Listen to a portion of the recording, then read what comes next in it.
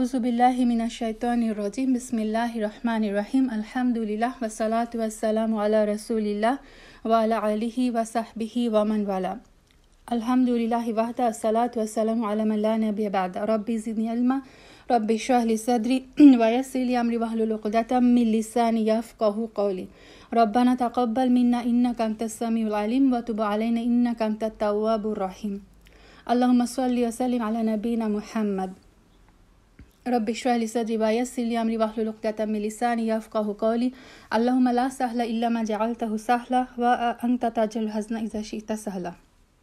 আসসালামু আলাইকুম ওয়া রাহমাতুল্লাহি ওয়া বারাকাতুহু। আজকে আমাদের এখানে মুহররমের 3 তারিখ, বাংলাদেশে মুহররমের 2 তারিখ এবং 1446 হিজরি। আলহামদুলিল্লাহ আমরা আরেকটি হিজরি নতুন বছরে পদার্পণ করলাম। এই নতুন বছর আমাদের সবার জন্য যেন বরকতময়, রহমতময় এবং সুখ, শান্তি, স্বাচ্ছন্দ্য, সাফল্য নিয়ে আসে এবং সমস্ত পৃথিবীর সমস্ত জায়গা, স্পেশালি গাজাতে আমাদের মুসলিম ভাই বোনদের জন্য এই নতুন বছর যেন নতুন বিজয় নিয়ে আসে। আল্লাহুম্মা আমিন।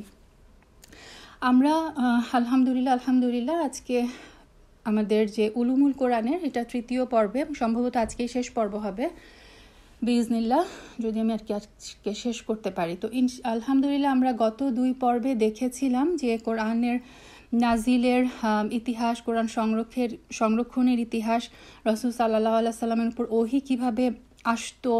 তারপরে গতদিন আমরা একটু আলোচনা করেছিলাম যে 7টা আহরুফে যে কোরআন নাজিল হয়েছিল এবং যে 10 কিরাত, কোরআনের যে 10 কিরাত সেটার উপর আমরা দেখেছিলাম।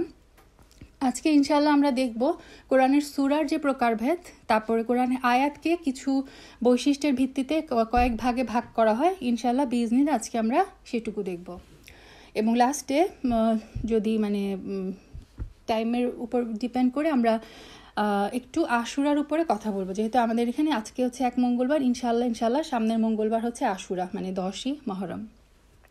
আচ্ছা, শুরু করি আমরা। প্রথমে চলে আসি যে কোরআনের যে সূরাগুলা, যে 114টা সূরা আমাদের উপর আল্লাহ আযজা ওয়া জাল্লা নাজিল করেছেন, সেই সূরাগুলোকে সূরা নাজিলের সময় অনুযায়ী, ওহী নাজিলের সময় অনুযায়ী সূরাগুলোকে 2 ভাগে ভাগ করা হয়, মাক্কি এবং মাদানী। আমরা কোরআনে যে কোনো সূরাই খুললে মুসহাফে দেখতে পাই যে মাক্কিয়া, মাদানিয়া, কোনোটা হচ্ছে মাক্কি সূরা, কোনোটা হচ্ছে মাদানী সূরা। তো মাক্কি সূরা কোনগুলো? রাসূল সাল্লাল্লাহু আলাইহি সাল্লামের হিজরতের আগের, মাক্কি, ওনার যে রাসূল সাল্লাল্লাহু আলাইহি সাল্লাম মক্কা থেকে হিজরত করে মদিনা যান এবং মক্কায় তিনি 13 বছর অবস্থান করেছিলেন। তারপরে উনি হিজরত করে মদিনায় উনি 10 বছর ছিলেন। তো এই যে হিজরতের পূর্বের যে 13 বছর, ওহী নাজিল থেকে শুরু করে রাসূল সাল্লাল্লাহু আলাইহি সাল্লামের হিজরতের আগের এই 13 বছরকে বলা হয় মাক্কি পিরিয়ড। এটা হচ্ছে মাক্কি যুগ। এবং এই সময়ে যে নাজিলকৃত সূরা সেগুলোকে বলা হয় মাক্কি সূরা। আর হিজরতের পর থেকে রাসূল সাল্লাল্লাহু আলাইহি সাল্লামের মৃত্যু পর্যন্ত নাজিলকৃত সূরাগুলো, শেষ 10 বছরে যে সূরাগুলো নাজিল হয়েছে সেই সূরাগুলোকে বলা হয় মাদানী সূরা।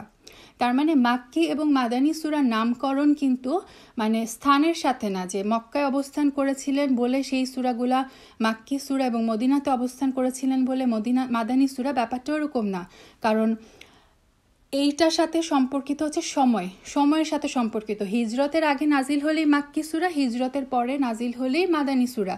যেমন আমরা জানি যে হিজরতের পরে রাসূল সাল্লাল্লাহু আলাইহি সাল্লাম যখন ওই যে হুদায়বিয়ার যে ঘটনাটা, সেটার সময় কিন্তু যে সূরাটা নাজিল হয়, সূরা ফাত, সেই দিন যে ফাইনালি রাসূল সাল্লাল্লাহু আলাইহি সাল্লাম যখন আবার ব্যাক করছিলেন, সূরা ফাত যখন নাজিল হয়, তো ওটা কিন্তু মদিনায় নাজিল হয়নি, কিন্তু আপনারা দেখবেন ওটাকে বলা হয় মাদানী সূরা। কেন? কারণ মেইন কথা হচ্ছে হিজরতের আগের সূরাগুলা, সেই সূরা যেই স্থানেই নাজিল হোক, মক্কায়, মদিনায় বা যে কোনো স্থানে, মোট কথা হিজরতের পূর্বের সূরাগুলা হচ্ছে মাক্কি সূরা, হিজরতের পরের সূরাগুলাকে বলা হয় মাদানী সূরা। এখন আমরা যদি পর্যালোচনা করি, আমরা দেখব মাক্কি সূরার কিছু বৈশিষ্ট্য হচ্ছে যে বেশিরভাগ মাক্কি সূরার আয়াতগুলো খুব ছোট ছোট। যেমন আপনারা দেখবেন যে একদম লাস্টে যে আম্মা পারা, জুজ আম্মার সূরাগুলা মাক্কি সূরা, এবং ওগুলো দেখবেন আয়াত খুব ছোট ছোট হয়। তো বেশিরভাগ মাক্কি সূরার আয়াত খুব ছোট ছোট, যেমন আম্মা ইয়াতাসাআলুন আনিন নাবাইল আযীম, এই যে ছোট্ট ছোট্ট ছোট্ট ছোট্ট সূরা হয়, আয়াত হয়।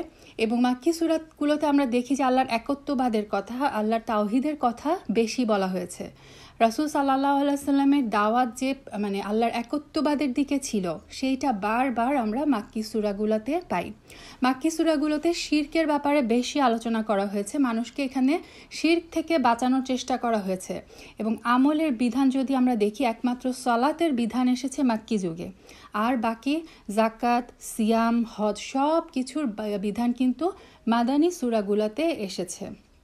তেমন রাসূল সাল্লাল্লাহু আলাইহি সাল্লাম মক্কায় অবস্থানকালে হিজরতের আগ পর্যন্ত শুধুমাত্র এই যে সলাতের বিধানটা এসেছিল, 5 ওয়াক্ত সলাতের বিধান।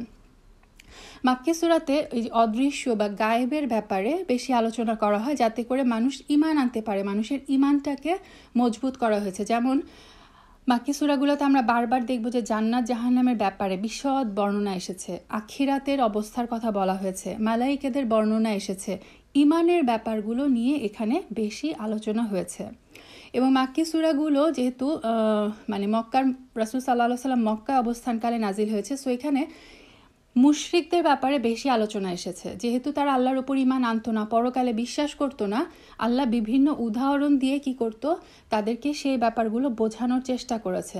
যেমন আমরা সূরা গাশিয়াতে পাই যে আফালা ইয়ানজুরুনা ইলাল ইবিলি কাইফা খুলিকাত ওয়া ইলাস সামাই কাইফা রুফিয়াত, যে তারা কি উটের দিকে তাকিয়ে দেখে না তা কিভাবে সৃষ্টি করা হয়েছে, অথবা আকাশের দিকে কিভাবে তা উপরে ওঠানো হয়েছে, বা পাহাড়ের দিকে কিভাবে তা প্রতিষ্ঠা করা হয়েছে। মানে এই মক্কার মুশরিকদেরকে আল্লাহ আযজা ওয়া জাল কি করতেন, ছোট ছোট আয়াতের মাধ্যমে। এটাও মুফাসসিরগণ বলেছেন যে কেন মাক্কি সূরাগুলো আয়াত ছোট ছোট হতো, কারণ সমস্ত বেশিরভাগই ছিল মুশরিক, তারা কোরআনের কথা, রাসূল সাল্লাল্লাহু আলাইহি সাল্লামের কথাগুলো শুনতে চেত না। সো আল্লাহ কি করতেন, খুব শর্ট ভাষায় খুব ছোট ছোট আয়াত, যাতে তারা পাশ দিয়ে ক্রস করার সময় একটা আয়াত তাদের কানের মধ্যে ঢুকে যায়। কারণ আপনি যদি সূরা বাকারা দেখেন, দেখবেন একটা আয়াতে অনেক বড়, মুশরিকরা করবে না যে ওইখানে দাঁড়ায় দাঁড়ায় পুরো আয়াত শুনে তারা বোঝার চেষ্টা করবে, সেটা করবে না। তো মাক্কি সূরাগুলো খুব ছোট ছোট হতো, একদম স্বল্প সময়ের মধ্যে কি করতো, কুরাইশদের কানে সেই কথাগুলো ঢুকে যেত। এটাও ছিল আল্লাহ আযজা ওয়া জালের একটা হিকমা। তারপরে যে বারবার আশেপাশে তারা মক্কার কুরাইশরা তাদের মরুভূমির মধ্যে কি দেখতো, উট দেখতো, মাথার উপরে সবসময় আকাশ দেখতো, এবং চারপাশে দেখতো যে মানে যে বালি, মরুভূমির বালি। তো আল্লাহ আযজা ওয়া জাল বারবার দেখবেন এই মাক্কি সূরাগুলোতে এই আকাশের মানে তাদের বিশ্বাস ঈমান দৃঢ় করার জন্য বারবারই বলেন তোমরা আকাশ দেখো। আচ্ছা, তো আকাশ দেখবা না, তুমি যে উটের উপর চলাচল করছো সেই উটের দিকে তাকাও, তুমি যে পাহাড়গুলা দেখতে পাও সেই পাহাড়ের দিকে তাকাও, তুমি অ্যাটলিস্ট কোনো কিছু না দেখলে পায়ের নিচে যে বালি, যে মাটি, সেটার দিকে তাকাও। এভাবে আল্লাহর সৃষ্টি নিয়ে বারবারই এই মাক্কি সূরাগুলোতে চিন্তা করতে বলা হয়েছে আল্লাহর ব্যাপারে, যাতে তারা আল্লাহর ব্যাপারে দৃঢ় বিশ্বাসী হয়। মাক্কি সূরাতে একটা জিনিস আমরা দেখতে পাই যে আল্লাহ আযজা ওয়া জাল এখানে চ্যালেঞ্জ প্রদান করেন। যদিও মাদানী সূরাতেও আমরা কিছু কিছু চ্যালেঞ্জ পাই, তবে মাক্কি সূরার বেশিরভাগই চ্যালেঞ্জ হয়েছে যে কোরআনের মতো একটা কিতাব নিয়ে আসো। কোথাও আল্লাহ বলেছেন কোরআনের সূরার মতো 10টা সূরা নিয়ে আসো, কোথাও আবার বলেছেন একটা সূরা নিয়ে আসো, একটা আয়াত নিয়ে আসো।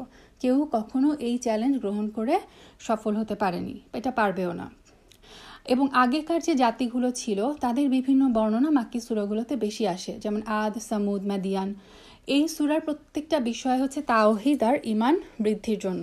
তো আল্লাহ আযজা ওয়া জাল মাক্কি যুগটাকে, এই মাক্কি যুগের কোরআনটাকে এমনভাবে সাজিয়েছেন যাতে করে মানুষের ঈমান মজবুত হয়ে গেড়ে যায়, যার কারণে এটা আয়েশা রাদিয়াল্লাহু তাআলা আনহু বলেছেন যে মক্কায় মানুষের মানে এই যে কোরআন দিয়ে আল্লাহ আযজা ওয়া জাল ঈমানটা এমনভাবে মজবুত করে মানে গেঁথে দিয়েছিলেন, যার কারণে মদিনায় যাওয়ার পরে যখন মদ হারাম করা হয়েছে, সাথে সাথে তারা কি করেছে, মদ ছেড়ে দিয়েছে। কারণ তাদের অন্তরে তখন ঈমান এত মজবুত হয়ে গেছে যে আল্লাহ নিষেধ করেছেন, আল্লাহ হারাম করেছেন, এইটুকুই তাদের জীবনের জন্য সব কিছু ছিল। সামাইনা ওয়া আতানা, আল্লাহ বলেছেন আমরা শুনলাম এবং আমরা মানলাম। তাদের কি প্রয়োজন, তাদের কি অপ্রয়োজন, তাদের কি ইচ্ছা, এগুলো কিন্তু তাদের ঈমানের কাছে, ঈমানের মজবুতির কাছে এগুলো কিছুই ছিল না। এগুলো গেল যে মাক্কি সূরার কিছু বৈশিষ্ট্য। মাদানী সূরার কিছু বৈশিষ্ট্য যদি আমরা দেখি, মাদানী সূরার আয়াতগুলো নর্মালি বড় বড় হয়। সূরা বাকারা হচ্ছে একটা এক্সাম্পল, যেমন আয়াতুল কুরসি বা আয়াতুদ দাইন, যেটা কোরআনের সবচেয়ে বড় আয়াত, সেটাও কিন্তু সূরা বাকারাতেই। এবং মাদানী সূরা আমরা দেখব যে আইন কানুন, হুকুম, এগুলোর এসেছে বেশি। এখানে সিয়ামকে ফরজ করা হয়েছে, জাকাতকে ফরজ করা হয়েছে, হজকে ফরজ করা হয়েছে, তারপর তালাকের ব্যাপারে জিহার, কিতাল, যুদ্ধ, জিহাদ, আইন প্রণয়ন, সব কিছুই কিন্তু মাদানী পিরিয়ডে এসেছে। এবং মাদানী সূরাগুলোতে আমরা আহলে কিতাবদের কথা বেশি দেখি। মক্কাতে ছিল মুশরিকরা আর মদিনাতে ছিল হচ্ছে ইয়াহুদিরা। সে কারণে এই আহলে কিতাবদের কথাগুলো আমরা মাদানী সূরাতে বেশি পাই। মাক্কি সূরাগুলোতে যেমন শিরকের ভয়াবহতা দেখানো হয়েছে, মুশরিকদের নিয়ে বেশি কথা বলা হয়েছে, মাদানী সূরাতে মুনাফিকদের নিয়ে কথা বলা হয়েছে। কারণ মদিনায় কোনো মুশরিক ছিল না, কিন্তু মদিনায় ছিল মুনাফিক। মক্কাতে যারা ঈমান আনতে চাইতো তারাও মুশরিকদের ভয়ে ঈমান আনতে পারতো না, আর মদিনায় যারা ঈমান আনতে চাইতো না তারাও কি করত, ভয়ে ঈমান আনার ভাব করত, মানে সেখানে মুনাফিক ছিল। কারণ সেখানে তখন ইসলামের জয় জয়কার, ইসলামের হাতে হচ্ছে ক্ষমতা, যার কারণে মুনাফিকরা মানে তারা যে ইসলাম মানতে চায় না সেটাকে তারা গোপন রেখে তারা কি করতো, বাহ্যিকভাবে ঈমান আনত বা প্রকাশ করত। সে কারণে এই মাদানী সূরাগুলোতে মুনাফিকদের অনেক বর্ণনা দেওয়া হয়েছে।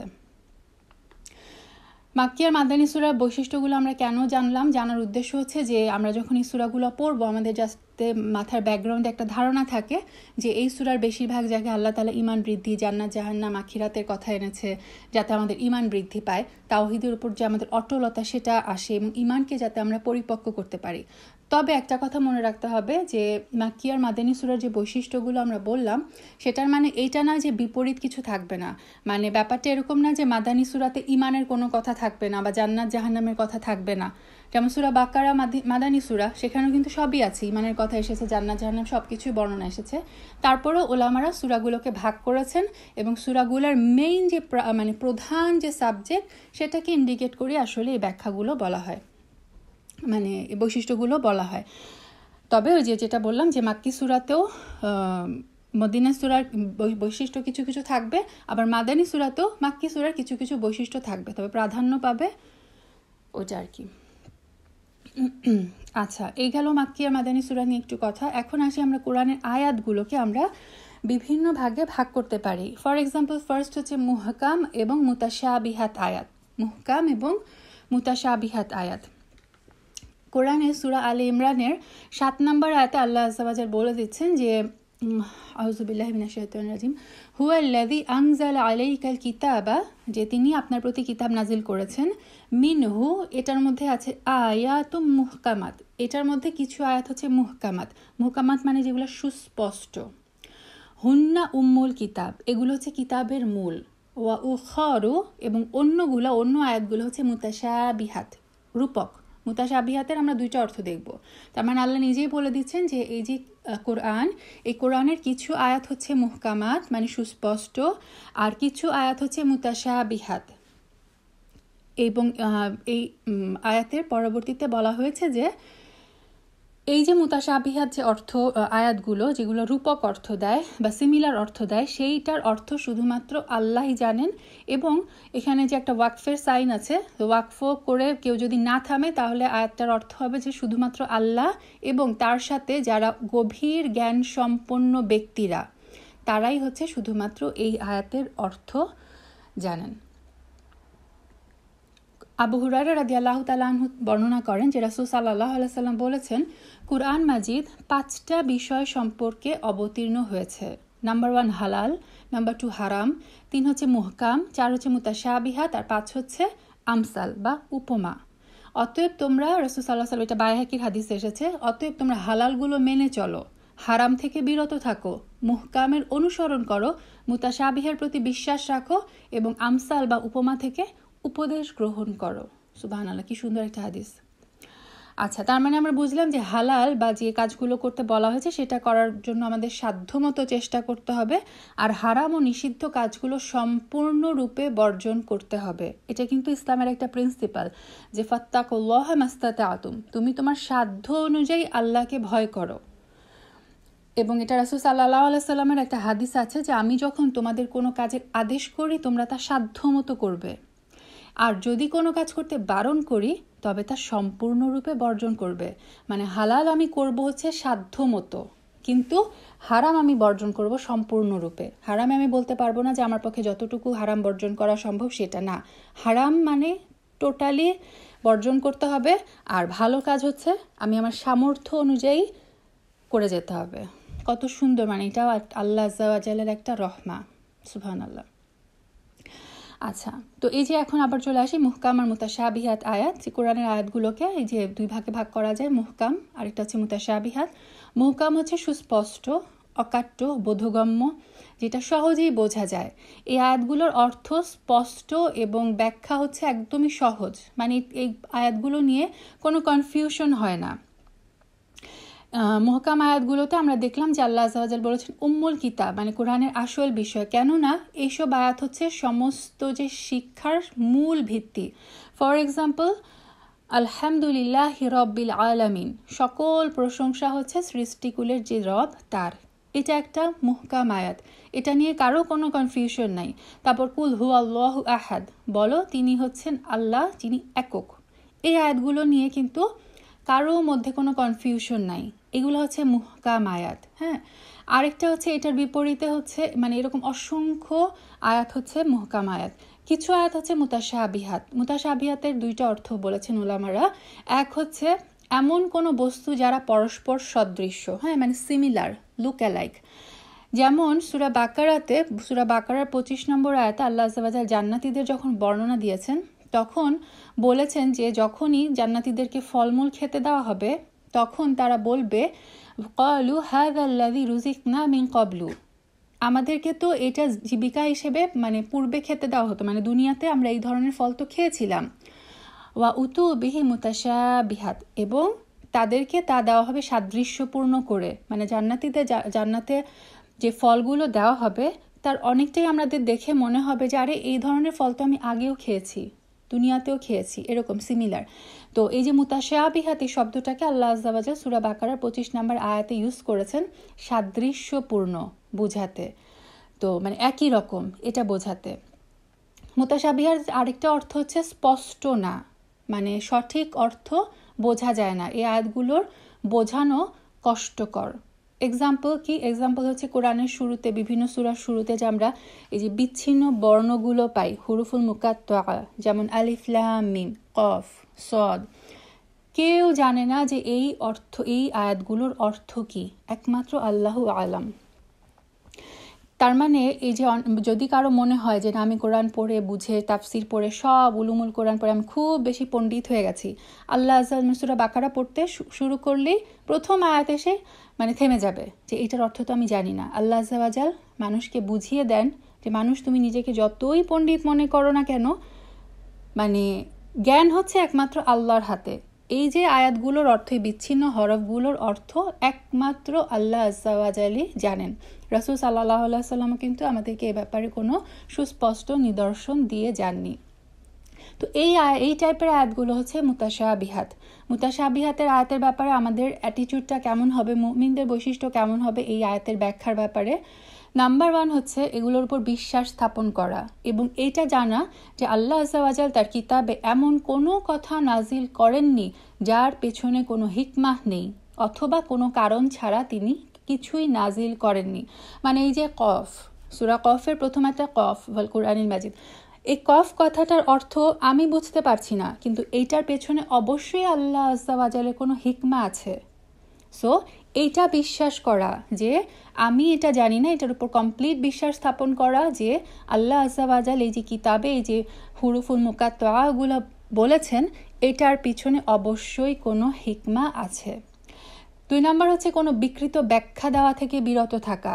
অনেক উলামারা দেখবেন যে মানে এগুলোর ব্যাখ্যা দেওয়া শুরু করে, যেমন ইয়াসিন, অনেকে বলে যে ইয়াসিন হচ্ছে রাসূল সাল্লাল্লাহু আলাইহি সাল্লামের নাম। কথা হচ্ছে যেগুলোর মানে এটাও আমাদের একটা মানে মুমিনদের বৈশিষ্ট্য হবে এই মুতাশাবিহাত আয়াতের ব্যাপারে, যে কোনো ধরনের বিকৃত ব্যাখ্যা দেওয়া থেকে আমরা বিরত থাকব। আমাদের বিশ্বাস আল্লাহু আলাম। থার্ড হচ্ছে মুতাশাবিহাত আয়াতগুলোকে মুহকাম আয়াতের আলোকে বুঝতে হবে, মানে কোরআনের যে আয়াতগুলো মুহকাম একদম সুস্পষ্ট, সেই আয়াতের প্রেক্ষিতে, সেই আয়াতের আলোকে মুতাশাবিহাত আয়াতগুলোর ব্যাখ্যা আমাদের বোঝার চেষ্টা করতে হবে। ফর এক্সাম্পল, সূরা মাইদার 64 নম্বর আয়াতে আল্লাহ আযজা ওয়া জাল বলেছেন যে ওয়া ক্বালাতিল ইয়াহুদু ইয়াদুল্লাহি মাগলুলাহ, যে ইয়াহুদিরা বলে আল্লাহর হাত রুদ্ধ। তারপর আল্লাহ বলছেন গুল্লাত আইদিহিম ওয়া লুইনু বিমা ক্বালু, মানে তাদের হাতই রুদ্ধ করা হয়েছে। হ্যাঁ, এরপরে আল্লাহ আযজা ওয়া জাল বলছেন যে বাল ইয়াদাহু মাবসুতাতানি মানে হচ্ছে বরং আল্লাহর উভয় হাতই প্রসারিত, তিনি যেভাবে ইচ্ছা দান করেন। এখানে এই যে ইয়াদুল্লাহ আল্লাহর হাত, হ্যাঁ আল্লাহর হাত বলা হয়েছে এবং বলা হয়েছে পরবর্তীতে যে আল্লাহর ইয়াদাহু মানে আল্লাহর দুই হাত, আল্লাহর উভয় হাতই প্রসারিত, এই কথাটি এসেছে। এটা একটা মুতাশাবিহাত আয়াত, কারণ আমরা জানি না যে আল্লাহর হাত কেমন, আল্লাহর দুই হাত কিভাবে আল্লাহ প্রসারিত করে রেখেছেন, আল্লাহ কিভাবে হাত সংকুচিত করেন। হাতের কোনো ধরনের উদাহরণ, কোনো ভিন্ন অর্থ, কোনো বিকৃতি ছাড়া আমাদের কি বিশ্বাস করতে হবে যে আল্লাহ আযজা ওয়া জাল বলেছেন তার দুই হাত আছে, অতটুকুই। আমরা কল্পনা করতে যাব না আল্লাহর হাত কেমন, আমরা কোনো কিছুর সাথে উপমা দিতে যাব না। কেন? কারণ হচ্ছে ওই যে বললাম যে মুতাশাবিহাত আয়াতগুলো মুহকামাত আয়াতের আলোকে আমাদের ব্যাখ্যা করতে হবে। সূরা শুরার আয়াত 11তে আল্লাহ বলেছেন লাইসা কামিসলি শাই, কোনো কিছু তার সদৃশ্য নয়। লাইসা কামিসলি শাই, আল্লাহর মতো কোনো কিছু নাই। তার মানে এই আয়াতের আলোকে আমরা যখন ওই যে ইয়াদুল্লাহ ওইটা যদি ব্যাখ্যা করতে যাই, আমাদেরকে বলতে হবে যে মানে আকৃতি কেমন, প্রকৃতি কেমন, কোনো কিছু আমরা কল্পনাও করতে পারবো না, বিকজ আল্লাহর মতো কোনো কিছু নাই। সো আমাদেরকে মুমিন হিসেবে এতটুকুই বিশ্বাস করতে হবে আল্লাহ আযজা ওয়া জাল কোরআনে বলেছেন তার দুই হাত আছে এবং সেই দুই হাত উনি প্রসারিত করেন, ব্যাস এতটুকুই। এটা নিয়ে আমরা আর কোনো ধরনের মানে ব্যাখ্যায় যাব না। আর 4 নম্বর অ্যাটিটিউড হবে যে আমাদেরকে মনে রাখতে হবে যে আয়াতগুলোর ব্যাখ্যা প্রয়োজন, বোঝা প্রয়োজন। আল্লাহ তাআলা স্পষ্ট করে সেগুলো ব্যাখ্যা করে দিয়েছেন এবং যেগুলো আল্লাহ ব্যাখ্যা করেননি সেগুলোর ব্যাখ্যা জানা আমাদের জন্য জরুরি নয়। এটা কিন্তু কোরআনের তাফসির বোঝার সময়, কোরআনের অর্থ বোঝার সময়, হাদিস বোঝার সময় এইটা একটা প্রিন্সিপাল যে আল্লাহ যদি মনে করতেন ওই তথ্যগুলো আমাদেরকে জানানো প্রয়োজন, তিনি অবশ্যই জানাতেন। আল্লাহ যখনই আল্লাহ মানে যেখানে স্টপ করে দিয়েছেন এর বেশি আমরা আর যাওয়ার চেষ্টাও করব না। আল্লাহ জানাননি মানে সেগুলো আমাদের জন্য ব্যাখ্যা জানাটা আমাদের জন্য জরুরি নয়। আচ্ছা, এটা গেল মুহকাম আর মুতাশাবিহাত আয়াত। এখন আরেক ধরনের আয়াতগুলোর প্রকারভেদ করা হয় আম খস। একটা হচ্ছে আম, একটা হচ্ছে খস। এই ধরনের মানে এই টার্মগুলা বা এই জিনিসগুলা জানা কেন প্রয়োজন? কোরআন বোঝার জন্য, যে আম খস কি, মুতলাক মুকাইয়াত কি, এগুলোর হুকুম কি, এগুলোর বোঝা কোরআন বোঝার জন্য, তাফসির বোঝার জন্য এগুলো হচ্ছে অপরিহার্য। তো এখন আমরা আসি আম আয়াত কি আর খস আয়াত কি। আম একটা আরবি শব্দ, এর অর্থ হচ্ছে ব্যাপক বা সাধারণ। ফর এক্সাম্পল আল ইনসান, আল ইনসান দ্বারা ব্যাপকভাবে সাধারণভাবে কিন্তু সব মানুষকে বোঝায়। আল ইনসান যখন আল্লাহ আযজা ওয়া জাল বলেন তখন কিন্তু যে কোনো একজন মানুষকে বোঝানো হয় না। তারপর যেমন আল্লাহ আযজা ওয়া জাল অনেক জায়গায় বলেছেন কুল্লু নাফসিন যায়িকাতুল মাউত, প্রত্যেক নাফস, প্রত্যেক জীব মৃত্যুর স্বাদ গ্রহণ করবে। এটা হচ্ছে একটা আম আয়াত, মানে একটা সাধারণ আয়াত। এই যে একটা ডেসক্রিপশন আল্লাহ দিলেন যে কুল্লু নাফসিন যায়িকাতুল মাউত, প্রত্যেক জীবিত বস্তু, প্রত্যেক নাফস মৃত্যুর স্বাদ গ্রহণ করবে, এটা কিন্তু স্পেসিফিক কোনো মানুষের জন্য না, এটা সমস্ত নাফসের জন্য। এগুলো হচ্ছে আম আয়াত। তারপরে ফর এক্সাম্পল আল্লাহ আযজা ওয়া জাল বলেন যে আল্লাহু খালিকু কুল্লি শাইইন, আল্লাহ হচ্ছে সব কিছুর স্রষ্টা, এটাও একটা আম আয়াত, সাধারণ আয়াত। এর বিপরীতে আসে খস। কিছু আয়াত হচ্ছে খস। খস মানে হচ্ছে, এটাও একটা আরবি শব্দ, এটা হচ্ছে আমরা বলি না যে খাস, সে হচ্ছে খাস ব্যক্তি, খাস বাংলা। খাস মানে কি? নির্দিষ্ট, নির্ধারিত, সুনির্ধারিত, স্থিরকৃত। এটা হচ্ছে আমের বিপরীত, সাধারণের বিপরীত। এখান থেকে ইখতিসাস, কোরআনের আমরা অনেক জায়গায় বলি যে আল্লাহ আযজা ওয়া জাল, মানে গ্রামারেও আমরা পড়ি যে এখানে ইখতিসাস দেওয়া হচ্ছে। ইখতিসাসের জন্য আল্লাহ আযজা ওয়া জাল এই শব্দটাকে পর থেকে আগে নিয়ে এসেছেন, এরকম। তো ইখতিসাসের উদ্ভব ঘটানো হয়, যে খাস থেকে আসে ইখতিসাস, যার অর্থ হচ্ছে কাউকে কোনো কাজের জন্য বেছে নেওয়া, স্পেসিফাই করে দেওয়া, নির্দিষ্ট করে দেওয়া। কোথাও আল্লাহ আযজা ওয়া জাল প্রথম কোনো আয়াতকে প্রথমভাবে আম করেছেন, পরবর্তীতে নির্দিষ্ট অংশকে খাস করে দিয়েছেন। যেমন এই এক্সাম্পল আমাদের সবার জানা সূরা আসর। সূরা আসরে আল্লাহ আযজা ওয়া জাল কি বলেছেন যে ইন্নাল ইনসানা লাফি খুসর, নিশ্চয়ই মানুষ, ইনসান ক্ষতির মাঝে পতিত রয়েছে। এই পার্টটুকু হচ্ছে আম, যে কি প্রত্যেক মানুষ, সব মানুষই কি ইন্নাল ইনসানা লাফি খুসর, নিশ্চয়ই মানুষ হচ্ছে ক্ষতির মধ্যে নিপতিত। কিন্তু এই আয়াতের পরের অংশটুকু আবার খাস করে দেওয়া হয়েছে কাদের জন্য, যে মুমিনদেরকে ক্ষতিগ্রস্তদের থেকে বাদ দেওয়া হয়েছে। ইল্লাল্লাযিনা আমানু ওয়া আমিলুস সালিহাতি ওয়া তাওয়াসাউ বিল হাক্কি ওয়া তাওয়াসাউ বিস সবর। মানে এই আয়াত থেকে কিছু কিছু মানুষকে আবার খাস করে নিলেন আল্লাহ, যে না, এদের জন্য না, এই যারা এই কাজ 4টা কাজ করে তারা এই ক্ষতির হাত থেকে বেঁচে গেছে। তো এই যে পরের পার্টটুকু হচ্ছে খস। তারপর খসের আরেকটা এক্সাম্পল হচ্ছে সূরা আলে ইমরানে আল্লাহ আযজা ওয়া জাল যখন হজের নির্দেশ দিলেন, হজ কাদের জন্য ফরজ, সেটাকে কি করলেন, এটা হচ্ছে সূরা আলে ইমরানের 97 নম্বর আয়াত। এখানেও এই যে হজে কারা যাবে, হজের যে হজটা কাদের উপর ফরজ, সেটাকে একটা শর্ত আরোপ করে কি করে দিলেন, এই আয়াতটাকে খস করে দিলেন, যে তোমরা মানে মানুষের মধ্যে যার সেখানে যাওয়ার সামর্থ্য আছে সে যেন মানে বাইতুল্লাহর উদ্দেশ্যে হজ করে। তার মানে কি, এই যে হজের যে বিধানটা, এটা আল্লাহ আযাল কিছু মানুষের জন্য খস করে দিলেন যাদের হচ্ছে সেখানে যাওয়ার শুধুমাত্র সামর্থ্য আছে। আচ্ছা, তারপরে যে সূরা আচ্ছা, এটা তো আগেও বললাম যে প্রত্যেক প্রাণী মৃত্যুর স্বাদ গ্রহণ করবে। এইটা হচ্ছে মানে সবার জন্য যেমন প্রযোজ্য, এটা একটা আয়াত, কারণ কেউই এটা থেকে রক্ষা পাবে না। বড় বড় রাজা বাদশারা, আম্বিয়া, রাসূলরা মৃত্যুবরণ করেছেন, মালাইকারা বা ফেরেশতারাও মৃত্যুবরণ করবেন। একমাত্র আল্লাহ সুবহানাহু ওয়া তাআলা হচ্ছেন আল হাইয়্যু লা ইয়ামুত, যে তিনি হচ্ছেন চিরঞ্জীব, তিনি কখনো মৃত্যুবরণ করবেন না। এছাড়া বাকি সবাই হচ্ছে মৃত্যুবরণ করবে। কোরআনে আমরা দেখব যে কুল্লু যে শব্দটা আমরা পাই, এই কুল্লু শব্দটা হচ্ছে নর্মালি অর্থে আসে। কুল্লু নাফসিন যায়িকাতুল মউত, যে আল্লাহ, তারপরে আল্লাহু আলা কুল্লি শাইইন কাদির, আল্লাহ সব কিছু করতে সক্ষম। এই কুল্লু শব্দটা নর্মালি আসে হচ্ছে খাস আয়াতগুলোতে। আর আল্লাযী শব্দটা হচ্ছে আল্লাহ খস যে আয়াতগুলো, খস বিষয় বোঝানোর জন্য আল্লাহ আল্লাযী শব্দটা ইউজ করেন। যেমন আরো আইতাল্লাযী ইউকাযযিবু বিদ্দিন, আপনি কি তাকে দেখেছেন যে দিনকে অস্বীকার করে, এই যে দিনকে অস্বীকার করে, এটাকে এই কিছু মানুষকে আল্লাহ খস করে নিলেন কি দিয়ে, আল্লাযী শব্দটা দিয়ে। আচ্ছা, তো এটা গেল মোটামুটি খস। এখন আরেকটা টাইপে আসি, এটা হচ্ছে মুতলাক আর মুকাইয়াদ। মুতলাক হচ্ছে শর্তহীন, কিছু কিছু বিধান আল্লাহ আযজা ওয়া জাল দেন শর্ত ছাড়া, আবার আর কিছু কিছু দেন হচ্ছে শর্ত সহগুলোকে বলা হয় মুকাইয়াদ। মুতলাক হচ্ছে যেমন কোনোরূপ শর্ত ছাড়া, এটা একটা অনির্দিষ্টভাবে যে কোনো একজনকে নির্দেশ করে। কোরআনে আল্লাহ আযজা ওয়া জাল অনেক বিধান শর্ত ছাড়া নাজিল করেছেন, সেগুলোকে আমরা বলি মুতলাক আয়াত। যেমন এক্সাম্পল দিলে ক্লিয়ার হবে ইনশাআল্লাহ। সূরা মাইদার 89 নম্বর আয়াত আল্লাহ বলেছেন শপথ, যে মানুষ যে কসমের যে আয়াতটা, সূরা মাইদার 89 নম্বর আয়াত। এখানে আল্লাহ বলেছেন যে, মানে আমি পুরো আয়াতটা পড়ছি না, আয়াতটা অনেক লম্বা।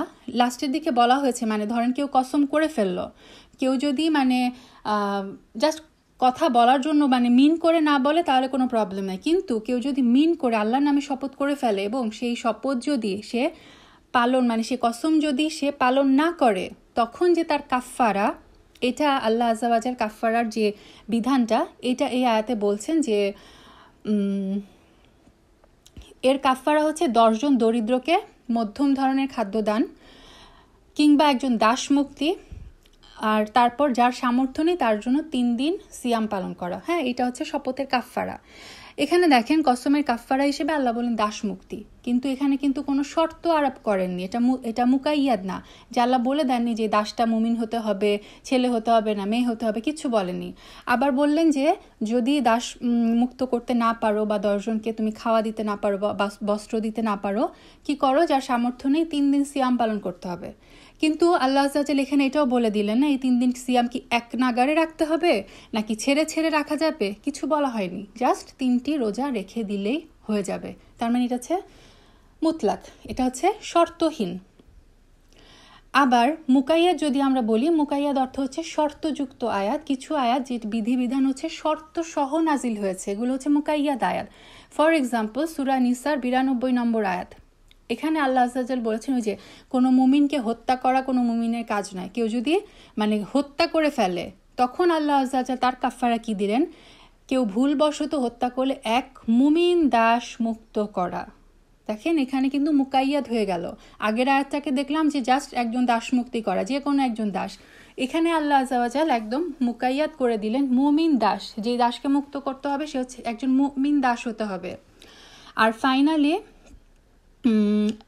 এই কেউ যদি এই দাস মুক্তি করতে না পারে তাহলে আল্লাহ আযজা ওয়া জাল বললেন যে সে কী করবে, এক নাগারে 2 মাস সিয়াম পালন করবে। এখানে দেখেন সিয়াম এক নাগারে রাখতে হবে এবং মানে 2 মাস অর্থাৎ 60 দিন এক নাগারে রোজা রাখার বিধানটা দিলেন। এটা মুকাইয়াদ আয়াত, মানে একদম শর্ত জুড়ে দিলেন যে সিয়াম যে পালন করতে হবে সেই সিয়াম টানা 60 দিন রোজা রাখতে হবে। এখানে বিধান এবং শর্ত একসাথে আসলো। তো এটা গেল মুতলাক এবং মুকাইয়াদ আয়াত। আরেকটা টাইপ হচ্ছে মান্তুক এবং মাফহুম। হ্যাঁ, মান্তুক এবং মাফহুম। মান্তুক মানে যেটা প্রকাশ্য অর্থ, শাব্দিক অর্থ। কোরআনে দেখবেন যে কোরআনে তাফসির যদি শুনেন, মানে অনেকে বলে যে এটা হচ্ছে লিঙ্গুইস্টিক মিনিং, মানে একটা হচ্ছে শাব্দিক অর্থ আর একটা হচ্ছে পারিভাষিক অর্থ। তো এইটা অনেকটা এরকম যে মান্তুক হচ্ছে মানে শাব্দিক অর্থ, যে যেসব আয়াত তেলাওয়াত করলে কি উদ্দেশ্যে নাজিল হয়েছে সেটা পুরোপুরি বোঝা যায়, একদম ক্লিয়ার। যেমন সূরা বাকারাতে আল্লাহ আযজা ওয়া জাল এই যে রমাদানের সিয়ামের বিধানটা যখন আসলো তখন আল্লাহ বললেন যে ফামান শাহিদা মিনকুমুশ শাহরা ফালিয়াসুমহু, কাজেই তোমাদের মধ্যে যে এই মাসটি পাবে সে এই মাসে রোজা রাখবে। এখানে কিন্তু এইটুকু দিয়েই কিন্তু আমরা বুঝে ফেললাম যে সে যে এই মাসটি পাবে, তার মানে কি, যে রমাদান মাসে উপনীত হবে সে কি করবে, রমাদানের পুরা রমাদানটাই সিয়াম পালন করবে। এখানে কিন্তু এই শাব্দিক অর্থই মানে যথেষ্ট, এটার আর কোনো ব্যাখ্যার দরকার নেই। আবার মানে যখন সূরা বাকারাতে 196 নম্বর আয়াতে আমরা যাব তখন ওই যে হজের যে বিধান আছে, এটা হজের বিধান সংক্রান্ত একটা আয়াত, বলা হয়েছে ওই যে হজের পরে যে মাথা মুন্ডন করতে হয়, আল্লাহ আযজা ওয়া জাল বলেছেন যে যাদের যদি কেউ কোনো কারণে মাথা মুন্ডন না করতে পারে তাহলে কি করতে হবে, হজের সময় 3 দিন এবং ঘরে ফেরার পরে মানে হজ থেকে রিটার্ন করার পরে 7 দিন, এই পূর্ণ 10 দিন তাকে সিয়াম পালন করতে হবে।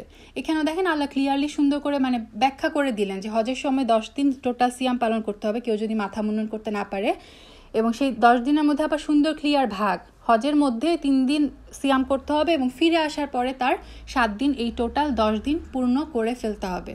তার মানে এটা একদম মান্তুক আয়াত, মানে ক্লিয়ার ব্যাখ্যা করে দিলেন। আবার কখনো কোনো কোনো আয়াতে আমরা পাই যে শাব্দিক অর্থ দিয়ে আমরা আসলে পুরো ব্যাখ্যাটা বুঝি না, সেটা বোঝার জন্য আমাদের পারিভাষিক অর্থে যেতে হয়। ফর এক্সাম্পল সূরা বানী ইসরাইলের 23 নম্বর আয়াতে আল্লাহ আযজা ওয়া জাল বললেন ফালা তাকুল লাহুমা উফ। এখানে ওই যে বাবা মার প্রতি যে অ্যাটিটিউড সেটাতে আল্লাহ বললেন যে তাদের প্রতি উফ বলো না। তো এটা হচ্ছে একটা মাফহুম আয়াত। হ্যাঁ, মাফহুম মানে হচ্ছে এটা ফাহিমা থেকে আসে, ফাহিমা মানে অনুধাবন করা, বুঝতে পারা, মানে হচ্ছে এখানে শাব্দিক অর্থ সরাসরি নেওয়া যাবে না, এইটার পিছনে যে অন্তর্নিহিত ভাব এটা আয়াত থেকে যা উপলব্ধি করা যায় সেটা হচ্ছে মাফহুম।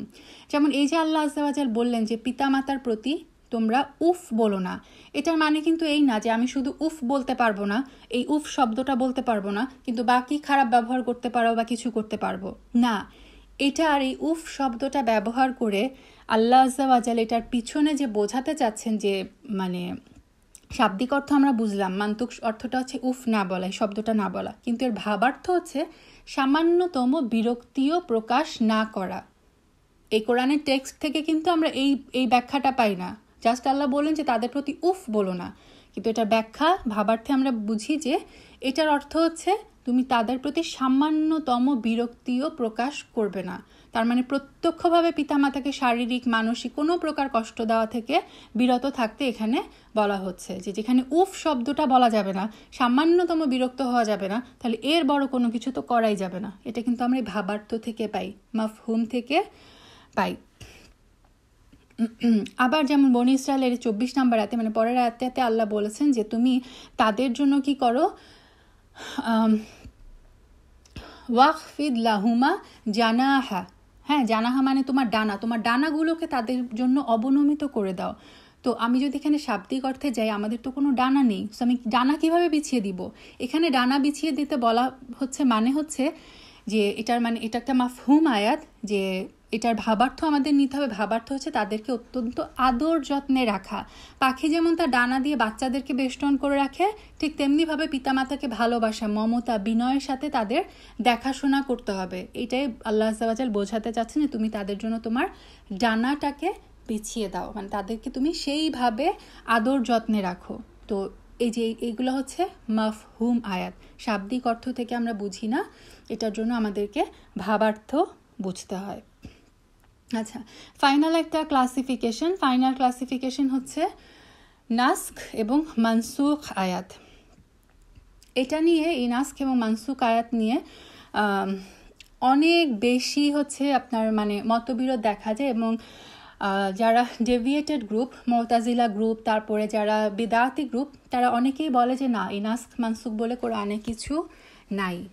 সুবহানাল্লাহ, এটা কিন্তু আল্লাহ আযজা ওয়া জাল কোরআনেই বলে দিয়েছেন যে কিছু আয়াতকে আল্লাহ আযজা ওয়া জাল কি করেন, পরিবর্তন করে তার চেয়েও বেটার কিছু, তার সমমানের অথবা তার চেয়ে বেটার কিছু দিয়ে আল্লাহ কিছু আয়াত কি করেন, প্রতিস্থাপন করেন। সো যারা বলে যে কোরআনে নাস্খ এবং মানসুখ নাই, তারা কিন্তু মানে সম্পূর্ণরূপে কোরআনেরই বিরোধিতা করছে। আল্লাহ যেন আমাদের সবাইকে বোঝার সক্ষমতা দেন এবং সঠিক আকীদার উপর থাকার তৌফিক দেন, আল্লাহুম্মা আমিন। আচ্ছা, মানসুখ শব্দটার অর্থ হচ্ছে রহিত করা। কোরআনের কোনো আয়াত রহিত করা হলে সেটাকে বলা হয় মানসুখ। যেটা রহিত করা হয় তার স্থানে অন্য কিছু স্থাপন করা, এইটাকে বলা হয় নাস্খ। এই আয়াতগুলোকে বলে নাস্খ, মানসুখ। কোরআনের যে এই যে নাস্খ আর মানসুখ আয়াত, এটা হচ্ছে 3 ধরনের। হ্যাঁ, 3 ধরনের। প্রিন্সিপালটা হচ্ছে, এটা হচ্ছে সকল মানে ওলামাদের, এটা হচ্ছে ইজমা, তারা কিন্তু একমত এই ব্যাপারে। আহলে সুন্নাহ ওয়াল জামাতের ওলামাদের এটা হচ্ছে ইজমা যে কোরআনের যে নাস্খ আর মানসুখ এটা হচ্ছে 3 ধরনের। ফার্স্ট টাইপ হচ্ছে হুকুম মানসুখ হয়ে গেছে কিন্তু শব্দ বহাল আছে, মানে কোরআনে আয়াতগুলো রয়ে গেছে কিন্তু সেই আয়াতের যে হুকুম ছিল সেটা রহিত হয়ে গেছে। এটার এক্সাম্পল খুব সহজ। আমরা জানি যে অ্যালকোহল, মদ, জুয়া, এগুলা যে মানে মদ যে হারাম, এইটার যে আল্লাহ আযজা ওয়া জাল যে মদ হারাম ঘোষণা করলেন, এটা কিন্তু 3টা স্টেজে করলেন। প্রথমে বললেন যে তারা তোমাকে মদ এবং জুয়া নিয়ে প্রশ্ন করে, হে রাসূল তুমি তাদেরকে বলে দাও এটার মধ্যে হচ্ছে উপকারিতা রয়েছে, তবে উপকারিতার চেয়ে বেশি। এটা ফার্স্ট স্টেজ, যে সাহাবীরা যারা শুনলো তারা একটু কেয়ারফুল হয়ে গেল যে আচ্ছা এটার মধ্যে অপকারিতাটাই বেশি। সেকেন্ড স্টেপ যে আল্লাহ কি বললেন যে তোমরা মদ্যপান অবস্থায় সালাতের কাছে যেও না, এমন অবস্থায় যেও না যে যেই পর্যন্ত তুমি মানে কি পড়ছো সলাতে সেটা তুমি না বুঝো। তার মানে সেকেন্ড ইয়েটা আসলো যে আচ্ছা দিনের বেলা মানে অ্যালাউড থাকলেও যখনই সলাতের টাইম আসবে তখন কি অ্যালকোহলটা, মদটা হারাম করা হলো। এবং একদম থার্ড ফাইনাল স্টেজে সূরা মাইদাতে আমরা এসে পেলাম যে না, মদ হচ্ছে কি করা হলো, টোটালি হারাম করে দেওয়া হলো। তো দেখেন সূরা মাইদার এই ফাইনাল আয়াতটা যখন আসলো, তখন আগের যে আয়াত যে তোমরা মদ্যপান অবস্থায় সালাতের নিকটবর্তী হইও না, ওই আয়াতটা কিন্তু তখন ওই হুকুমটা কিন্তু রহিত হয়ে গেল, তাই না? সো মাইদার এই আয়াতে আসার পরে কেউ বলতে পারবে না যে আল্লাহ তো কোরআনে বলেছেন যে তোমরা মদ মানে সলাত অবস্থায় তোমরা মানে মদ্যপান করে তোমরা সলাতে উপস্থিত হই না, তার মানে বাকি টাইমে আমি মদ খেতে পারি, তাই না? এটা কিন্তু মানে কমন সেন্স যে পরবর্তীতে যেহেতু ওই আয়াতটা আসলো যে মদ তোমাদের জন্য হারাম, তার মানে এই যে আগের যে বিধানটা যে তোমরা মদ্যপান অবস্থায় সালাতের নিকটবর্তী হইও না, এই হুকুমটা রহিত হয়ে গেল, কিন্তু আয়াতটা কিন্তু কোরআনে এখনো আমরা পড়ি, কিয়ামত পর্যন্ত আমরা পড়ব। এইটা হচ্ছে এক ধরনের মানসুখ, যে রহিত মানে শব্দ রয়ে গেছে কিন্তু হুকুম মানসুখ হয়ে গেছে। সেকেন্ড টাইপ হচ্ছে শব্দ রহিত হয়ে গেছে কিন্তু হুকুম বহাল আছে। শব্দ রহিত হয়ে গেছে মানে ওই আয়াতটা এখন আর আমরা পড়ি না, কিন্তু হুকুমটা এখনো হচ্ছে বহাল রয়ে গেছে। এইটা হচ্ছে রজমের বিধান। বিবাহিত ব্যভিচারী নর নারীকে যে মানে পাথর মেরে হত্যা করার যে বিধান বিষয়ক সংশ্লিষ্ট আয়াত, এই আয়াতটা রহিত হয়ে গেছে কিন্তু এই হুকুমটা বহাল আছে। সহিহ বুখারীতে আব্দুল্লাহ ইবনে আব্বাসের সূত্রে প্রমাণিত হয় যে ওমর রাদিয়াল্লাহু তাআলা আনহু বলেছেন যে আল্লাহ যা অবতীর্ণ করেছেন তার মধ্যে রজম সংশ্লিষ্ট আয়াত ছিল, আমরা সে আয়াত পড়েছি, বুঝেছি এবং মুখস্থ করেছি। রাসূল সাল্লাল্লাহু আলাইহি সাল্লাম সেই অনুযায়ী রজম করেছেন, পরবর্তীতে আমরাও রজম করেছি। উপরন্তু আমার আশঙ্কা হয়, যেটা আমাদের মধ্যে মানে দেখা যায় যে ওমর রাদিয়াল্লাহু তাআলা বলেছে, এটা কিন্তু সহিহ হাদিস, উপরন্তু আমার আশঙ্কা হয় দীর্ঘদিন অতিক্রান্ত হওয়ার পরে কেউ বলবে আল্লাহর কসম আমরা তো কোরআনে রজমের আয়াত পাচ্ছি না। এটি কিন্তু মানে দেখা যায় যে কোরআনে যেহেতু রজমের আয়াত পাচ্ছি না, সে কারণে মানুষ এই যে মানে এটা যে একটা নাস্খ মানসুখের একটা বিষয়, এই জ্ঞানটা যদি আমাদের না থাকে তাহলে কি হবে, আমরা ওই যেহেতু কোরআনে পাচ্ছি না এটা, তখন কি করব, ওমর রাদিয়াল্লাহু তাআলা বলে গেছেন যে ফলে আল্লাহর নাজিলকৃত একটি ফরজ বর্জন করার কারণে তারা পথভ্রষ্ট হয়ে যাবে। অথচ আল্লাহর কিতাবে রজম যথার্থ সেই সব নারী পুরুষের জন্য যারা বিবাহিত হওয়ার পরে ব্যভিচারে লিপ্ত হয় এবং প্রমাণ প্রতিষ্ঠিত হয় অথবা গর্ভবতী হয় অথবা স্বীকার করে। তো এটা যদি বলি, এটা অনেকে বলে যে তাহলে হুকুম রহিত না করে শব্দ কেন রহিত করে দিল, এটার পিছনে হিকমা কি? মুফাসসিরগণ বলেছেন এই হিকমার তাৎপর্য হচ্ছে যে যে আমলের শব্দ কোরআনে পাওয়া যায় না অথচ সহিহ হাদিস দ্বারা প্রমাণিত, সেই অনুযায়ী আমল করার ক্ষেত্রে এটা হচ্ছে উম্মাহকে পরীক্ষা করা এবং আল্লাহ যা অবতীর্ণ করেছেন সেই ব্যাপারে তাদের ঈমান যাচাই করা। এক্ষেত্রে ইহুদিদের অবস্থা ছিল বিপরীত। ইহুদিদের কিতাবে হচ্ছে রজমের সংশ্লিষ্ট আয়াত ছিল, তারা তা গোপন করার চেষ্টা করেছিল। আর আমাদের জন্য টেস্টটা কি, কোরআন থেকে আল্লাহ আযজা ওয়া জাল এই আয়াতটাকে মানসুখ করে নিয়েছেন, কিন্তু হাদিসের মাধ্যমে কি করেছেন, আমরা পাই যে এই মানে হুকুমটা এখনো বহাল আছে। তার মানে এটা হচ্ছে সেকেন্ড টাইপ দেখলাম আমরা। ও আচ্ছা, আগের একটা কথা বলতে ভুলে গেছি যে ওই যে ফার্স্ট স্টেপ যেটা ছিল যে শব্দ রহিত হয়নি, মানে আয়াতটা রয়ে গেছে কিন্তু হুকুম রহিত হয়ে গেছে। মুফাসসিরগণ বলেন এটার পেছনে হিকমত হচ্ছে তেলাওয়াতের সওয়াবটা অবশিষ্ট রাখা। মানে এই আয়াতটার বিধান এখনো নাই, বাট তেলাওয়াত করলে কিন্তু আমরা কি সওয়াব পেয়ে যাচ্ছি, এবং জাতিকে এই যে নাসখের হিকমত বা তাৎপর্য স্মরণ করিয়ে দেওয়া। আচ্ছা, তার মানে আমরা দুইটা টাইপ পেলাম অলরেডি, যে একটা ছিল যে শব্দ রহিত হয়নি বাট হুকুম রহিত হয়ে গেছে। সেকেন্ড পেলাম উল্টা, শব্দ রহিত হয়ে গেছে মানে আয়াতটা আল্লাহ আযজা ওয়া জাল তুলে নিয়েছেন কিন্তু হুকুমটা বহাল থাকলো। আর থার্ড হচ্ছে শব্দ এবং হুকুম উভয়টি রহিত হয়ে গেছে, এই আয়াতটাও নাই, এই বিধানটাও এখন আর নাই। যেমন এটা আয়েশা রাদিয়াল্লাহু তাআলা আনহার হাদিস থেকে প্রমাণিত যে প্রথমে কোরআনে একটা আয়াত এরকম ছিল যে যারা মানে কেউ যদি কোনো মায়ের স্তন্য 10 বার যদি কেউ কাউকে স্তন্য মানে দুধ পান করায়, সে হচ্ছে তার জন্য মাহরাম হয়ে যায়, তার মানে ছেলে হয়ে যায়, এরকম মাহরাম, তার সাথে মাহরামের সম্পর্ক হয়ে যায়। পরবর্তীতে এই আয়াতটা হচ্ছে 10 বারের জায়গায় 5 বার চলে আসে। তো এই যে 10 বারের যে হুকুমটা নিয়ে আয়াতটা ছিল, সেই আয়াত এবং সেই হুকুম দুইটাই কিন্তু রহিত হয়ে গেছে। এটা হচ্ছে থার্ড প্রকারের এক্সাম্পল, যে ওই আয়াতও নাই এবং ওই হুকুমও নাই, ওই 10 জনের ওই হুকুমটা আর নাই। আচ্ছা, এখন এটা দেখলাম আমরা যে নাস্ক মানসুক আয়াতগুলা 3টা প্রকারভেদ। আর নাস্ক বা রহিতকারী এই ব্যাপারটা দলিলের দিক থেকে হচ্ছে নাস্ককে কয়েক ভাগে ভাগ করা যায়। ফার্স্ট স্টেপ হচ্ছে কোরআন দ্বারা কোরআন রহিত হওয়া। এর এক্সাম্পল হচ্ছে ওই যে কোরআনের যেটা অ্যালকোহলের, যেটা মদ হারামের যেই এক্সাম্পলটা, যে পরবর্তীতে কোরআনে অন্য একটা আয়াতের মাধ্যমে আল্লাহ আযজা ওয়া জাল পূর্বের একটা বিধানকে রহিত করে দেন। এটা হচ্ছে কোরআন দ্বারা কোরআন রহিত হওয়া। সেকেন্ড হচ্ছে কোরআন দ্বারা হাদিস রহিত হওয়া। ফর এক্সাম্পল, হাদিস দ্বারা সাব্যস্ত ছিল যে বাইতুল মাকদিসের দিকে মুখ করে মুসলিম উম্মাহ সালাত আদায় করত, এটা কিন্তু কোরআন দ্বারা ছিল না, এটা হাদিস দ্বারা সাব্যস্ত ছিল। এর পরবর্তীতে আল্লাহ আযজা ওয়া জাল কি করলেন, কোরআনে সূরা বাকারার 144 নম্বর আয়াতে বলে দিলেন যে এখন আপনি মসজিদুল হারামের দিকে মুখ করুন এবং তোমরা যেখানে থাকো সেই দিকে মুখ করো। তার মানে এটা হচ্ছে কোরআন দ্বারা হাদিস রহিত হলো। আরেক প্রকার হচ্ছে এক হাদিস দ্বারা অপর হাদিস রহিত করা। এর একটা এক্সাম্পল হচ্ছে, একটা হাদিস আছে, রাসূল সাল্লাল্লাহু আলাইহি ওয়াসাল্লাম বলেছেন যে আমি তোমাদেরকে পানির পাত্রে নাবিজ তৈরি করতে নিষেধ করেছিলাম। নাবিজ হচ্ছে একটা রাসূল সাল্লাল্লাহু আলাইহি ওয়াসাল্লামের সবচেয়ে প্রিয় ড্রিঙ্কস, যেটা হচ্ছে খেজুর, কিশমিশ এবং পানি দিয়ে বানানো হতো। তো এই সংক্রান্ত একটা হাদিস যে আমি তোমাদেরকে পানির পাত্রে নাবিজ তৈরি করতে নিষেধ করেছিলাম, এখন তোমরা যে কোনো নাবিজ তৈরি করতে তা পান করতে পারো, তবে নেশা দ্রব্য কোনো কিছু পান করবে না।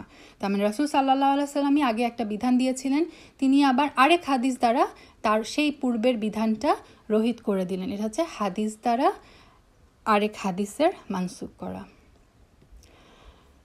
এইটুকু গেল নাস্ক মানসুখ নিয়ে কথা। এখন আমি খুব শর্টে একটু তাফসির নিয়ে একটু কথা বলি, যেহেতু উলুমুল কোরআনের একটা বিশাল টপিক হচ্ছে তাফসিরুল কোরআন, এবং যে ডিপ্লোমা কোর্সে একটা টোটাল সাবজেক্টই থাকে তাফসির। তো এটা পুরা যেটা বললাম একটা পুরা সেমিস্টার জুড়ে এটা পড়ানো হয়। আমি জাস্ট একদম শর্টকাটে একদম ব্রিফলি একটু জাস্ট আইডিয়া দেওয়ার জন্য বলে রাখছি, যেহেতু আমরা তাফসিরের হালাকা করি সে কারণে আমাদের এই বেসিক জ্ঞানটা একটু সবার থাকা উচিত। তাফসির কেন দরকার? কোরআন বোঝার জন্য খুব গুরুত্বপূর্ণ হচ্ছে তার তাফসির জানা। তাফসিরের অর্থ হচ্ছে কি স্বাভাবিকভাবে ব্যাখ্যা করা। তো আল্লাহ আযজা ওয়া জাল্লা রাসূল সাল্লাল্লাহু আলাইহি সাল্লামকে পাঠিয়েছেনই এজন্য যে তিনি আমাদেরকে তার আয়াতগুলো তেলাওয়াত করে শোনাবেন। এর মাধ্যমে কি করব আমরা? আল্লাহ আযজা ওয়া জাল্লা বলেছেন যে ওয়া আনজালনা ইলাইকা যিকরা লিতুবাইয়িনা লিন-নাসি মা নুজিলা ইলাইহিম ওয়া লাআল্লাহুম ইয়াতাফাক্কারুন, যে তাদেরকে আয়াতগুলো সুস্পষ্টভাবে বুঝিয়ে দিন যাতে তারা কি করে, চিন্তা করে। এবং এই আয়াতগুলো আমাদেরকে পড়ানোর একটা উদ্দেশ্য ছিল আমাদেরকে পবিত্র করা। জাক্কা মানে পবিত্র করা। তার মানে কোরআনের আয়াত যদি আমরা বুঝে বুঝে পড়তে পারি, আত্মস্থ করতে পারি, আমরা কি করতে পারবো? আমাদের নিজেদেরকে পবিত্র করতে পারবো। আচ্ছা, তাফসির জানার বোঝাটা খুব গুরুত্বপূর্ণ, কারণ তাফসির না বুঝে নিজের মতো করে যদি ব্যাখ্যা করা হয় বা সঠিক উৎস থেকে যদি ব্যাখ্যা গ্রহণ না করা হয়, বড় ধরনের ভুল হয়ে যাবে। আমাদের দেখতে হবে যে রাসূল সাল্লাল্লাহু আলাইহি সাল্লামের এই আয়াতের কি ব্যাখ্যা করেছেন, কিভাবে এটাকে সাহাবীরা বুঝেছেন। আমাদের ভাষায় নিজেদের মতো করে বুঝলে হবে না, সাহাবীদের মতো করে আমাদের বুঝতে হবে, কারণ তারা হচ্ছেন কি সঠিক পথপ্রাপ্ত। রাদিয়াল্লাহু আনহুম ওয়া রাদু আন, তাদের উপর আল্লাহ রাজি খুশি হয়ে গেছেন। সো সাহাবীরা কোরআনের একটা আয়াতকে যেভাবে ব্যাখ্যা করেছেন, আমরা যদি সেই ব্যাখ্যাকে বাদ দিয়ে নিজের মতো ব্যাখ্যা করতে যাই, ব্যাপারটা কিন্তু ঠিক হবে না। কোরআনের তাফসিরের জন্য জাস্ট 5টা পদ্ধতি আমি বলবো, যে কোরআন তাফসিরের জন্য পদ্ধতি হচ্ছে 5টা। নাম্বার 1 হচ্ছে তাফসিরুল কোরআন বিল কোরআন, এটা হচ্ছে কোরআন দ্বারা কোরআনের তাফসির করা। কোরআনের এক জায়গায় যেটা বলা হয়েছে সেটাকে কোরআনই আল্লাহ কি করেন, কিছু কিছু ক্ষেত্রে আরেক জায়গায় সেটার ব্যাখ্যাটা দিয়ে দেন। ফর এক্সাম্পল, ওয়াসসামাই ওয়া তারিক ওয়ামা আদরাকা মা তারিক, আল্লাহ বলছেন যে শপথ আসমানের এবং রাতে যেটা আবির্ভূত হয়। তারপর আল্লাহ নিজেই বলছেন যে কিসে আপনাকে জানাবে যে এই যে তারিক এটা কি? আল্লাহ নিজেই উত্তর দিয়ে দিলেন যে আন-নাজমু সাকিব, এটা হচ্ছে উজ্জ্বল নক্ষত্র। যে তারিক, এই যে 1 আর 2 নম্বর আয়াতের ব্যাখ্যা কিন্তু তাফসির আমরা পেয়ে গেলাম 3 নম্বর আয়াতে। তারপরে আল করিয়া মাল করিয়া ওয়ামা আদরাকা মাল করিয়া, পরবর্তীতে আয়াতে আল্লাহ কি করেন যে এই যে করিয়াটা কি সেটার ব্যাখ্যা আল্লাহ আযজা ওয়া জাল নিজেই দিয়ে দেন। তো এরকম হচ্ছে কোরআনের কিছু কিছু আমরা জায়গায় পাই, যেমন সূরা ফাতিহাতে বলা হয়েছে আনআমতা আলাইহিম, নিয়ামত প্রাপ্ত। তো এই নিয়ামত প্রাপ্ত বলতে আসলে কাকে বোঝানো হয়েছে, এইটার ব্যাখ্যা আল্লাহ আযজা ওয়া জাল দিয়েছেন সূরা নিসার 69 নম্বর আয়াতে, যে আর কেউ আল্লাহ এবং রাসূলের আনুগত্য করলে সেই যে নিয়ামত প্রাপ্তদের অন্তর্ভুক্ত হবে। তারা কারা? আল্লাহ বলেছেন যে মিনান নাবিয়িনা ওয়াস সিদ্দিকিনা ওয়া শুহাদাই ওয়াস সালিহিন, নবী, সিদ্দিক, শহীদ এবং সৎকর্মপরায়ণ, এরা হচ্ছে আল্লাহর অনুগত নিয়ামত প্রাপ্ত বান্দা। তার মানে কি দেখেন, এখানে আল্লাহ আযজা ওয়া জাল কি করলেন, এই সূরা ফাতিহার ওই আনআমতা আলাইহিমের তাফসীর করে দিলেন সূরা নিসার 69 নম্বর আয়াতে। তো এইভাবে কোরআন, এটাকে বলা হয় তাফসীর কোরআন বিল কোরআন। এটা সবগুলো আয়াতের না, কিছু কিছু আয়াতে আমরা এরকম পাই। কিছু কিছু তাফসীর কারণ কোরআন দ্বারা কোরআনের তাফসীর করেছেন, এরকমও তাফসীরের বই আছে যে তারা সবগুলো আয়াতকে কি করেন, কোরআনের অন্য কোনো আয়াতের প্রেক্ষিতে আলোকে ব্যাখ্যা করার চেষ্টা করেন। সেকেন্ড টাইপ হচ্ছে, ওটা হচ্ছে একদম হাইয়েস্ট লেভেল, কোরআন বিল কোরআন, যেটাকে আল্লাহ নিজেই ব্যাখ্যা করে দিয়েছেন, ওইটার পরে তো আর কারো ব্যাখ্যার প্রয়োজনই পড়ে না। সেকেন্ড স্টেজ হচ্ছে তাফসিরুল কোরআন বিস সুন্নাহ, সুন্নাহ বা হাদিস দ্বারা কোরআন কারীমকে ব্যাখ্যা করা। এটাও কিন্তু আসলে আল্লাহ তাআলারই ব্যাখ্যা। কারণ কি? কারণ আমরা জানি আল্লাহ বলেছেন ওয়ামা ইয়ানতিকু আনিল হাওয়া ইন হুয়া ইল্লা ওয়াহয়ু ইউহা, তিনি মন গড়া কোনো কথা বলেন না, তিনি কেবল ওহী, যা তার প্রতি ওহী রূপে প্রেরিত হয়েছেন, এটা তিনি বলেন। সূরা নাজমের 3-4 নম্বর আয়াত। তার মানে রাসূল সাল্লাল্লাহু আলাইহি সাল্লাম নিজে থেকে কিছু বলেন না, যা তার উপর ওহী করা হয় তিনি সেটাই বলেন। তো এই যে রাসূল সাল্লাল্লাহু আলাইহি সাল্লাম যখন কোরআনের কোনো আয়াতের ব্যাখ্যা করে যান, সেটাও হচ্ছে একদম সেকেন্ড হাইয়েস্ট লেভেলের। যেমন সূরা ফাতিহার শেষ আয়াতে আল মাগদুব আর আদ-দাল্লিন বলতে কাদেরকে বোঝানো হয়েছে, এটা রাসূল সাল্লাল্লাহু আলাইহি সাল্লামের হাদিসে উনি ক্লিয়ারলি ব্যাখ্যা করে দিয়েছেন। তিনি বলেছেন যে আল মাগদুব দ্বারা বা অভিশপ্ত দ্বারা ইহুদিদেরকে এবং দল্লিন বা পথভ্রষ্ট দ্বারা খ্রিস্টানদেরকে বোঝানো হয়েছে। সো রাসূল সাল্লাল্লাহু আলাইহি সাল্লাম যেভাবে ব্যাখ্যা করে গিয়েছেন, আমরা কি করি, সেটাকেই মেনে নেই। এরপরে আর এই মাগদুব আর দল্লিনের কিন্তু আলাদা করে ব্যাখ্যায় যাওয়ার কোনো প্রয়োজন নেই, কারণ এটা হচ্ছে রাসূল সাল্লাল্লাহু আলাইহি সাল্লাম বলে গেছেন। সামিনা ওয়া আতানা। থার্ড লেভেল হচ্ছে তাফসিরুল কোরআন বিল আসার, যেটা আমরা ব্যাখ্যা মানে আল্লাহ আযজা ওয়া জাল থেকে পাই না, যেটা রাসূল সাল্লাল্লাহু আলাইহি সাল্লাম থেকে পাই না। তখন আমরা কি করব, রাসূল সাল্লাল্লাহু আলাইহি সাল্লামের পরবর্তী মানে তার যে জেনারেশন, মানে সম্মানের দিক থেকে রাসূল সাল্লাল্লাহু আলাইহি সাল্লাম, তারপর কি সাহাবীরা, তার সাহাবীরা, তো তার যে সম্মানিত সাহাবীরা, তারা কোরআনের যে ব্যাখ্যাগুলো করেছেন সেগুলোকে বলা হয় তাফসিরুল কোরআন বিল আসার। কারণ কি, সাহাবীরা তো রাসূল সাল্লাল্লাহু আলাইহি সাল্লামের কাছ থেকেই ব্যাখ্যাগুলো শুনেছেন, তারপরে তারা ব্যাখ্যা করেছেন। তো এটাও হচ্ছে মানে তাফসিরের থার্ড স্টেজ। কোরআনের এরকম আপনারা যদি তাফসিরের বইগুলো পড়েন, অনেক জায়গায় দেখবেন যে আব্দুল্লাহ ইবনে আব্বাস এটা বলেছেন, তারপর ইবনে মাসউদ রাদিয়াল্লাহু তাআলা আনহুম এই আয়াতের অর্থ এটা বলেছেন। তো সাহাবীরা রাসূল সাল্লাল্লাহু আলাইহি সাল্লাম থেকে শুনেছেন, যেভাবে বুঝেছেন সেটার ভিত্তিতে কিন্তু তারা ব্যাখ্যা করেছেন। তারা কখনো নিজস্ব ব্যাখ্যা করেননি, অবশ্যই তাদের কাছে রাসূল সাল্লাল্লাহু আলাইহি সাল্লামের গাইডেন্সটা ছিল, এবং রাসূল সাল্লাল্লাহু আলাইহি সাল্লামের কাছ থেকে তারা আয়াতগুলোর ব্যাখ্যা জানতেন, শব্দের ব্যাখ্যা জানতেন। রাসূল সাল্লাল্লাহু আলাইহি সাল্লামের মৃত্যুর পরে তার পরবর্তীতে কিন্তু বিভিন্ন তাফসির কেন্দ্র গড়ে উঠেছিল। যেমন মক্কাতে আব্দুল্লাহ ইবনে আব্বাস রাদিয়াল্লাহু তাআলা আনহুর একটা তাফসির কেন্দ্র ছিল, সেখানে তার অনেক মানে ছাত্ররা পড়াশোনা করত। তাদের মধ্যে মানে খুব নামকরা ছিল একজন মুজাহিদ রাহিমাহুল্লাহ, যিনি তাফসির লিখেছিলেন। তারপরে মদিনাতে আরেকজন ইকরিমা রাদিয়াল্লাহু তাআলা আনহু, তারপর সাইদ ইবনে জুবাইর আব্দুল্লাহ ইবনে আব্বাস রাদিয়াল্লাহু তাআলা আনহুর ছাত্র ছিলেন। তার মানে এই যে সাহাবীদের যে ছাত্ররা ছিলেন, তারপরে তাবেঈরা, তারপরে তাবেঈনরা, এরা যারা শিখেছিলেন তারা কি করেছিলেন, আবার পরবর্তীতে তাফসিরের বই লিখেছিলেন। তারপর মদিনাতে উবাই ইবনে কাব অনেক বড় তাফসির কারক ছিলেন।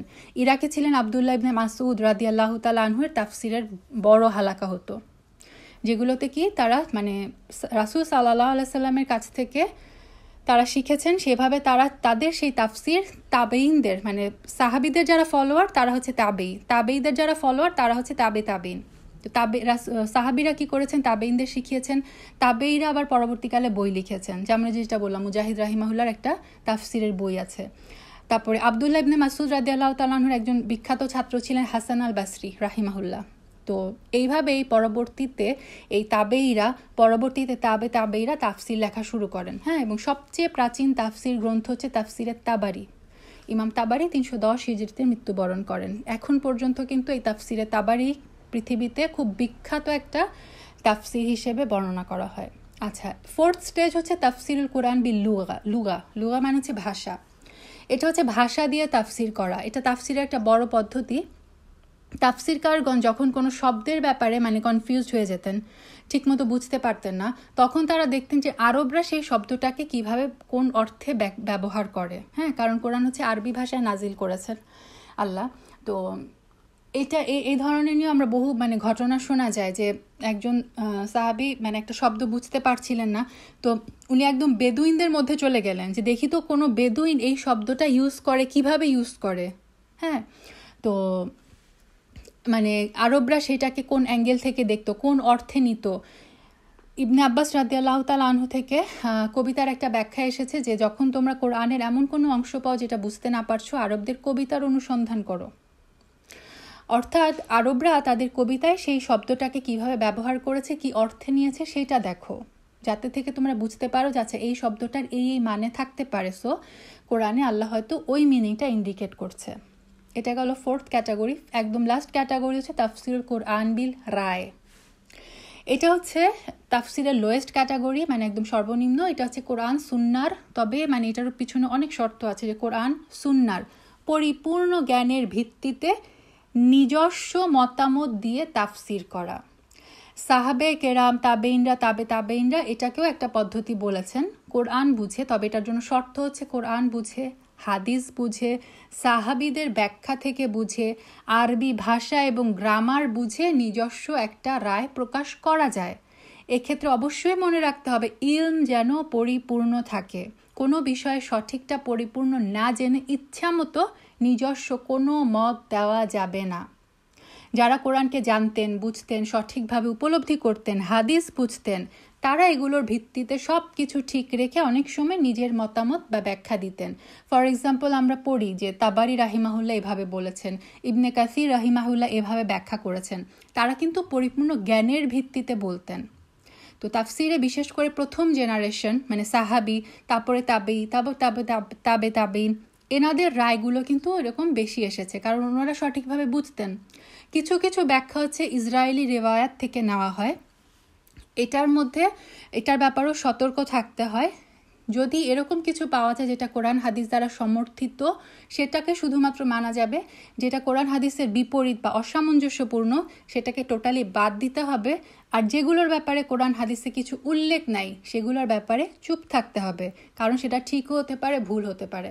ফর এক্সাম্পল ইউসুফ আলাহিসাল্লামের ভাইদের সংখ্যা, তারপরে আদম আলাহিসাল্লামের ছেলেদের নাম, এগুলো কিন্তু সব যে আমরা পাই তাফসিরে, যে ইউসুফ আলাহিসাল্লামের ভাইয়ের নাম বেনিয়ামিন, এগুলো সব কিন্তু ইসরায়েলি বর্ণনা থেকে এসেছে, আহলে কিতাবদের বই থেকে নেওয়া।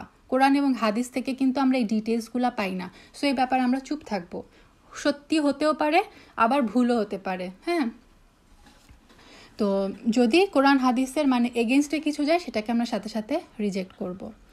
তো অনেক বড় বড় আলেমদের তাফসিরের বই ইতিমধ্যে লেখা হয়ে গেছে, আলহামদুলিল্লাহ। সো এখন এই বিভিন্ন ধরনের রায় মানে এখনকার জেনারেশনের মানে একদম নতুন একদম নিজস্ব মতামতগুলোকে প্রাধান্য না দিয়ে আমাদের কি করতে হবে, আগেকার যে বড় বড় তাফসিরকারদের বইগুলো পড়ে জ্ঞান অর্জনের চেষ্টা করা উচিত। আর সহি আকিদা, সহি মানহাজের বড় বড় আলেম শিক্ষকদের কাছ থেকে শেখা, তাদের ব্যাখ্যাগুলা নিতে হবে। কোরআন তাফসিরের ব্যাপারে একটা বড় বিপদ হচ্ছে, কেউ যদি দেখেন মুতাশাবিহাত আয়াত, আম খস আয়াত এর ব্যাখ্যা সঠিক না জানে, তারপরে এই যে নাসখ মানসুখ নিয়ে কারো যদি আইডিয়া না থাকে, সে কি করবে, তার যে মানে ব্যাখ্যা করবে কোনো আয়াতের, সেটা দিয়ে দেখা যায় অনেক সময় আকিদাগত ত্রুটি হয়ে যেতে পারে। শিয়া, তারপর আশারি, মাতুরি, এদের কিন্তু অনেক বড় বড় তাফসির গ্রন্থ আছে, যেগুলো কেউ পড়লে সঠিক আকিদা থেকেই সরে যাবে, ভুল ভ্রান্তিতে নিমজ্জিত হয়ে যাবে কেউ যদি শিয়াদের তাফসিরগুলো পড়ে। কারণ এক্ষেত্রে তারা কি করে, নিজেদের মতামতটাকে প্রাধান্য দেয়, কোরআনের আয়াতের পুরাপুরি ব্যাখ্যা না করে কিছু অংশ তারা ব্যাখ্যা করে, যেটা তাদের মতের সাথে মিলে যায়। সো যার কাছ থেকে তাফসির শেখা হচ্ছে, তার ব্যাপারে ভালোভাবে জানতে হবে। কোনো বই থেকে যদি আমরা পড়তে যাই, সেই বইয়ের ব্যাপারেও খোঁজ নিয়ে সঠিকটা আমাদের পড়তে হবে। তাহলে তাফসির কারগণ প্রথমত কোরআন দ্বারা কোরআনের তাফসির করেন, যে আল্লাহ কিভাবে আয়াতটা ব্যাখ্যা করেছেন। সেখানে যদি না বুঝলে আমরা সেকেন্ড স্টেজে যাব, যে হাদিস থেকে ব্যাখ্যা, এটাতেও পুরোপুরি স্পষ্ট না হলে আসার বা সাহাবিদের যে বুঝ, এবং তারপরে মত অনুযায়ী ব্যাখ্যা। এবং এরপরের ধাপে হচ্ছে কিছু বিষয় বুঝতে এই লুগা বা আরবি ভাষা দিয়ে তাফসির করা হয়। এরপর সবগুলো ধাপ পার হয়ে, অর্থাৎ সঠিকভাবে কোরআন, হাদিস, সাহাবিদের ব্যাখ্যা, আরবি গ্রামার বুঝে সেটার ভিত্তিতে নিজস্ব মতামত দ্বারা তাফসির করা যায়। আমরা মানে নিজের একটা কিছু মনে হলো, আমি সেটাকে নিজের আয়াত মানে একটা আয়াতের তাফসির ধরে নিলাম, এই ব্যাপারে যেন আমরা সাবধান হই। মেইনলি আমরা যে তাফসিরের বইগুলো পাই, এটা মেইনলি দুইটা একটা হচ্ছে তাফসির বিল মাসুর, আর একটা হচ্ছে তাফসির বিল রায়। হ্যাঁ, তো যেটা তাফসির বিল মাসুর, যেটা ওই যে আসার থেকে বললাম, সেটা হচ্ছে সাহাবায়ে কেরামদের ব্যাখ্যা। তার মানে কি, এটা হচ্ছে মানে রাসূল সাল্লাল্লাহু আলাইহি সাল্লাম থেকে শোনা ব্যাখ্যা। যেমন মুজাহিদ রাহিমাহুল্লার লেখা তাফসির বই, তারপরে ইবনে জারির আল তাবারির যে বইটা জামিউল বায়ান ফি তাফসিরুল কোরআন, এটা হচ্ছে খুব গুরুত্বপূর্ণ একটা বই। তারপরে তাফসির ইবনে আতিয়া একটা আছে, সেটাও খুব গুরুত্বপূর্ণ একটা বই। তারপরে এখনকার যুগে এই সময় সবচেয়ে প্রসিদ্ধ তাফসির হচ্ছে তাফসিরুল কোরআনিল আজিম, যেটা ইবনে কাসির রাহিমাহুল্লার। তিনি আবার ছিলেন শাইখুল ইসলাম ইমাম ইবনে তাইয়িমার ছাত্র। ইমাম ইবনে কাসির যেটা করেছেন, এই তাফসিরে যে তাবারি, এটাকে তিনি মোটামুটি সংক্ষিপ্ত করে আসলে লিখেছেন। তো এটাকেও বলা হয় যে বিশুদ্ধ এবং নির্ভরযোগ্য তাফসির। তারপরে ইমাম সাদির তাইসিরুল কোরআন, এটা মানে বাংলা ভার্সন আমি দেখি নাই, ইংলিশ ভার্সন আছে। এটা খুব সহজ ভাষায় খুব সুন্দর তাফসির সাদি, যেটা খুবই সুন্দর। আর এখনকার শাইখদের মধ্যে যে আব্দুল হামিদ ফাইজি সংকলিত তাফসির আহসানুল বায়ান এবং ডক্টর আবু বকর জাকিরের কুরআনুল কারিম নামে যে 2 খণ্ডের তাফসির আছে, এগুলো মোটামুটি ওলামারা বলেছে মানে এটা সঠিক পদ্ধতিতে করা। আচ্ছা, আর তাফসির বিল রায়, যেগুলো নিজস্ব মতামতকে দিয়ে প্রাধান্য দিয়ে ব্যাখ্যা করা, এটার মধ্যে খুব বিখ্যাত বই হচ্ছে যে মাফাতিহুল গাইব, যেটা হচ্ছে ইমাম ফখরুদ্দিন আল রাজির লেখা বই। তো তারপরে তাফসিরে জালালাইন, যেটা জালালউদ্দিন সুয়ুতি এবং জালালউদ্দিন রুমি 2জন মিলে লিখেছেন।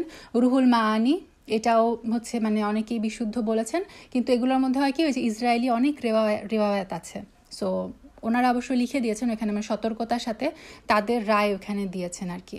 তো তাফসির বিল রায়ের চেয়ে হচ্ছে তাফসির বিল মাসুর, যেটা মানে সাহাবাদের ব্যাখ্যা করা যে তাফসিরগুলা, সেটাই হচ্ছে মানে উত্তম। এটাকে বলা হয় যে কোরআনের ব্যাখ্যা বা তাফসির জানা এবং শেখার ক্ষেত্রে এই তাফসির বিল, মানে আমরা যারা একদম কিছুই জানি না, হ্যাঁ, তাদের জন্য এই তাফসির বিল রায়ের চেয়ে হচ্ছে তাফসির বিল মাসুর সেগুলা পড়া উচিত। কারণ এই তাফসির বিল রায়ের মধ্যে অনেক ইসরায়েলি যে ব্যাখ্যা সেগুলো আসলে ঢুকানো থাকে। সো এই ব্যাপারে যদি কারো জ্ঞান না থাকে তাহলে মানে অনেক সময় কনফিউজড হয়ে যাওয়ার সম্ভাবনা থাকে। তো আলহামদুলিল্লাহ এইটুকুই ছিল মোটামুটি আমাদের উলুমুল কোরআন নিয়ে, যতটুকু একদম শর্টকাটে, যতটুকু 3টা সেশনের মধ্যে যতটুকু পড়ানো যায়। আল্লাহ আযজা ওয়া জাল্লা যেন আমাদেরকে জ্ঞানে সঠিক ইলমে বারাকা দেন, আল্লাহুম্মা আমিন। তো আমি এই সেশনটা এখানে শেষ করি, তারপর আমি ইয়েতে চলে যাব। সুবহানাকাল্লাহুম্মা বিহামদিক আশহাদু আল্লা ইলাহা ইল্লা আনতা আস্তাগফিরুকা ওয়া আতুবু ইলাইক। আসসালামু আলাইকুম ওয়া রাহমাতুল্লাহি ওয়া বারাকাতুহু।